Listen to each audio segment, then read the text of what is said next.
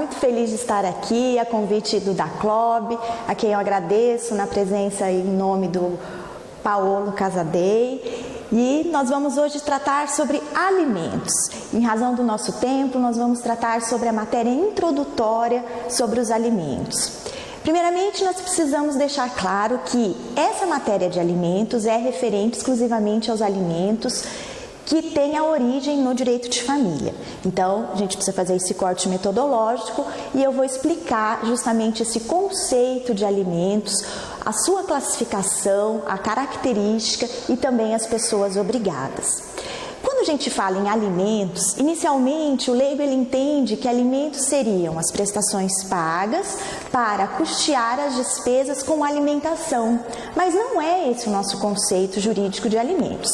Nós temos os alimentos, então, classificados tanto em relação à sua natureza civil, como aqueles alimentos que são chamados exclusivamente de alimentos naturais. Os alimentos naturais seriam as prestações necessárias para custear as despesas com alimentação, com saúde, com educação, ou seja, aquelas despesas essenciais para a sobrevivência do ser humano.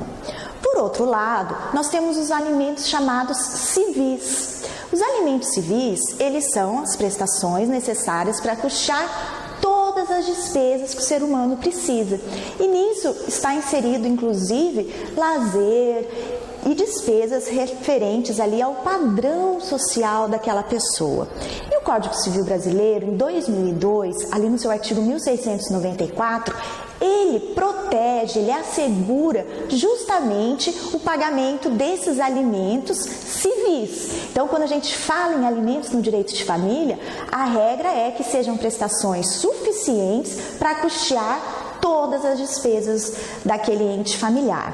Nós teremos apenas uma exceção em que será aplicado os alimentos no seu aspecto natural, que é justamente quando nós estivermos diante de um cônjuge, um ex-cônjuge pedindo alimentos para o outro cônjuge, e esse que pede tiver sido considerado culpado no divórcio ou então na separação. Aí sim, é apenas e tão somente essa hipótese em que ele não terá direito aos alimentos civis e os alimentos naturais. Então nós podemos dizer que o conceito de alimentos, segundo o Código Civil, é que são prestações que devem, então, ser suficientes para custear despesas de alimentação, educação, saúde, vestuário, transporte, lazer, de acordo com a vida, o padrão econômico das partes.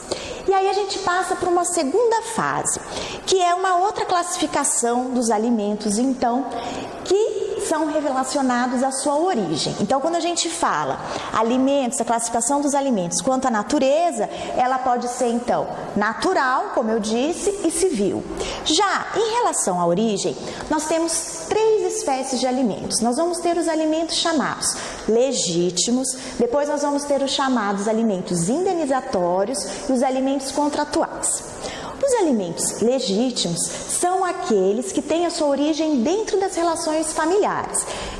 E então são esses os alimentos tratados aqui no nosso curso de Direito de Família.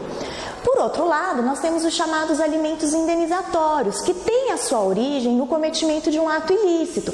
Por exemplo, a gente tem lá o seu João, está dirigindo, está viajando, pilotando seu carro na estrada e ele estava alcoolizado, em alta velocidade, comete um acidente e nesse acidente ele mata um pai de família que era responsável pelo sustento de 3 crianças. Então, João, ele pode vir a ser condenado a pagar uma pensão alimentícia para aquelas crianças que ficaram sem pai.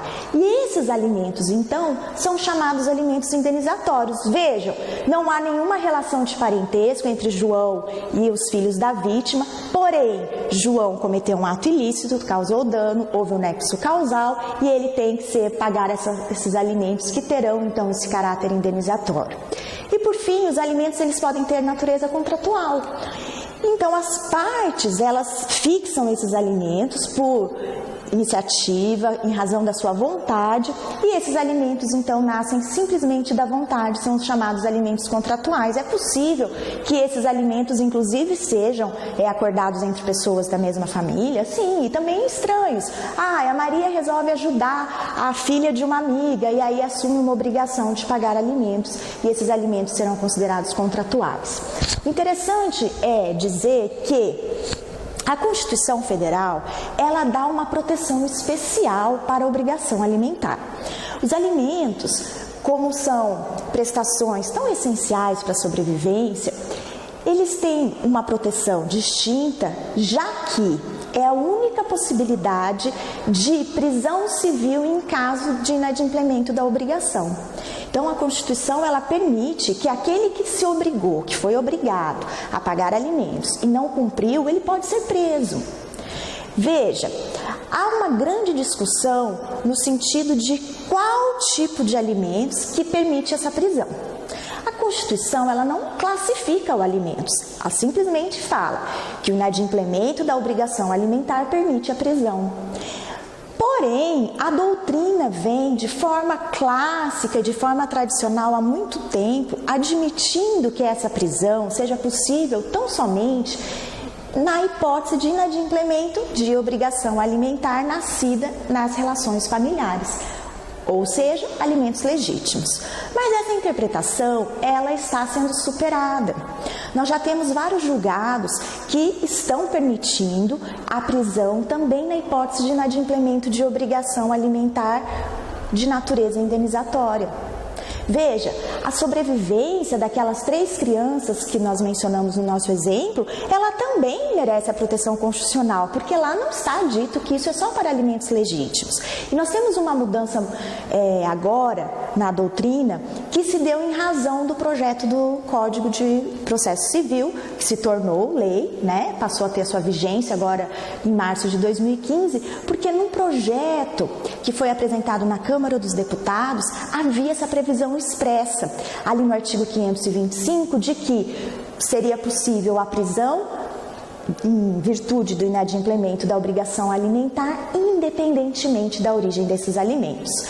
Ocorreu que essa parte final do texto legal não foi aprovada pelo Senado Federal, então, no final, o legislador não disse nada sobre isso, mas apenas essa possibilidade, essa discussão que houve no parlamento já fez com que os doutrinadores, em sua grande maioria, refletissem e se manifestassem sobre essa polêmica. E hoje nós podemos dizer que a grande maioria da doutrina afirma sim que é possível a prisão na hipótese de inadimplemento de obrigação de alimentos de natureza de causa indenizatória. Eu posso citar o professor Carlos Scarpinelli, eu posso citar o professor Alexandre Freire, o professor Medina, a professora Teresa Vamber, o professor Alexandre Câmara.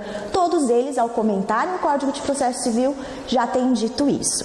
E em relação aos alimentos contratuais, a gente entende que ainda é uma matéria bastante nova, né? Os doutrinadores ainda não se posicionaram, mas se nós formos considerar essa interpretação, nada impede que também seja possível aí uma prisão na hipótese do inadimplemento dessa obrigação alimentar.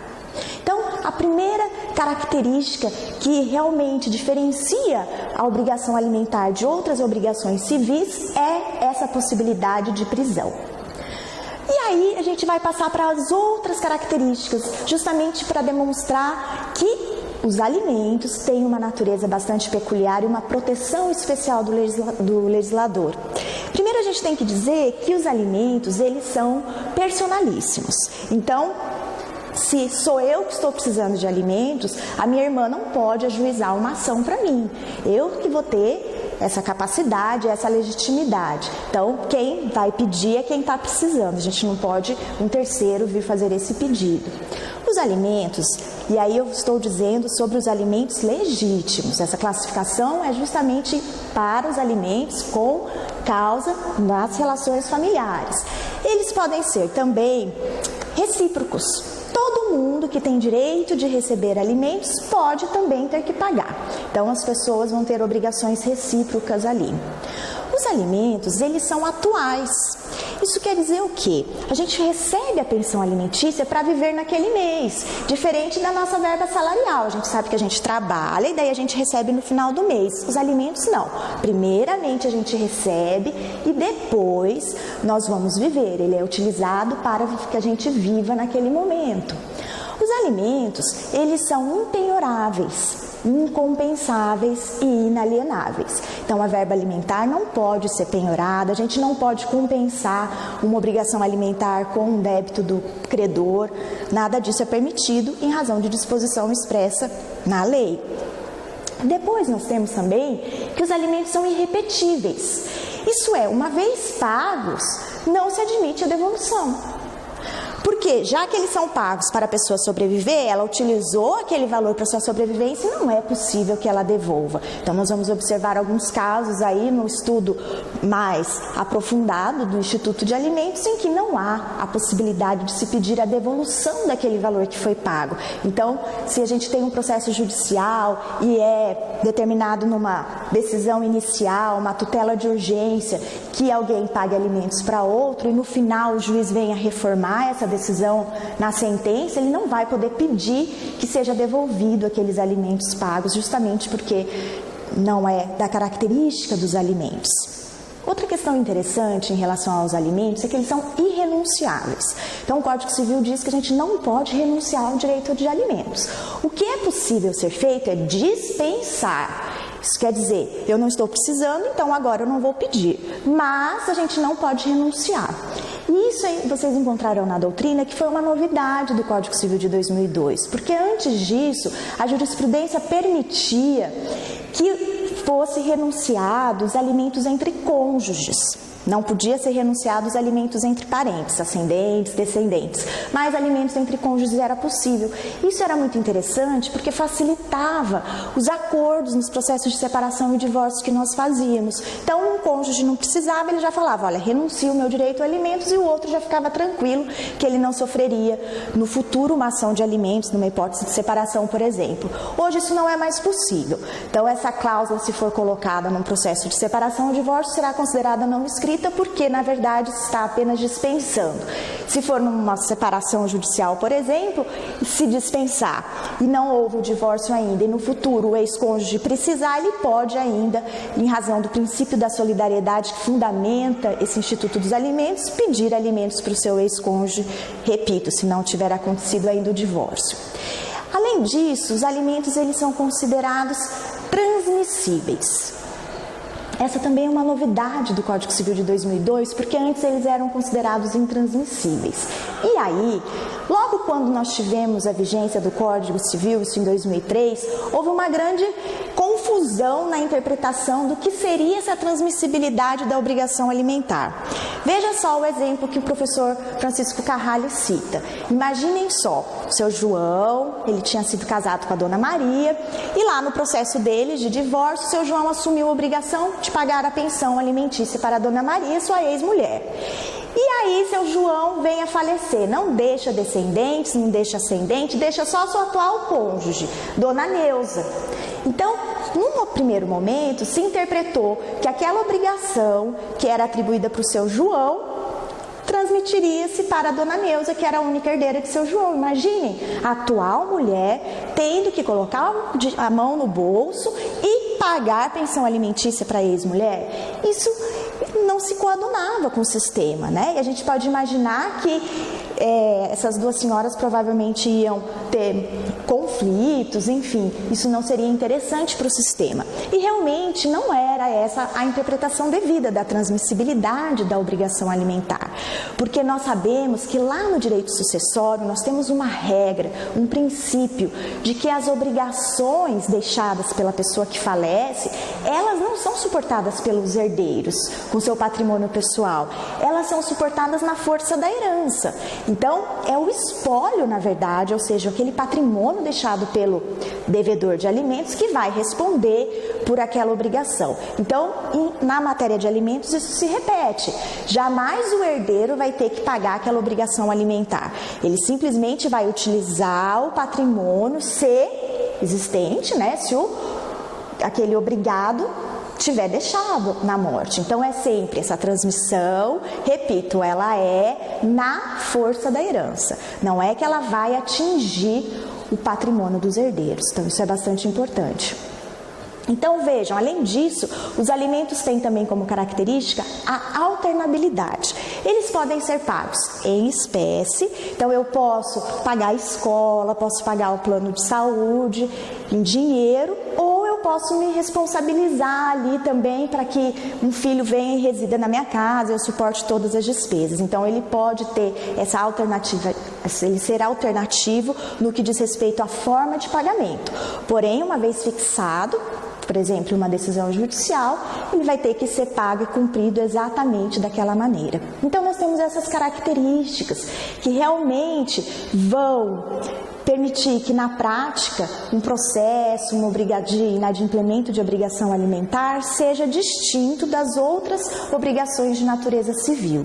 E para finalizar ainda em relação aos alimentos, eu vou dizer aqui quem são as pessoas que podem vir a ser chamadas a pagar alimentos e também que podem pedir, já que a gente já sabe que os alimentos são recíprocos. Então, quando a gente fala em alimentos legítimos do Código Civil, numa leitura inicial, a gente imagina que os parentes todos podem pedir pensão alimentícia para um para o outro, né? Porque a gente sabe que o parentesco ele vai até o 6º grau, então a gente estaria falando de ascendentes, descendentes, colaterais até o 4º grau. Mas, na verdade, se a gente verificar a leitura de todos os artigos ali que tratam da obrigação alimentar dentro do Código Civil, a gente vai observar que nós vamos ter ascendentes e descendentes podendo pedir alimentos um para os outros, nós vamos ter os cônjuges, nós vamos ter os companheiros entre si.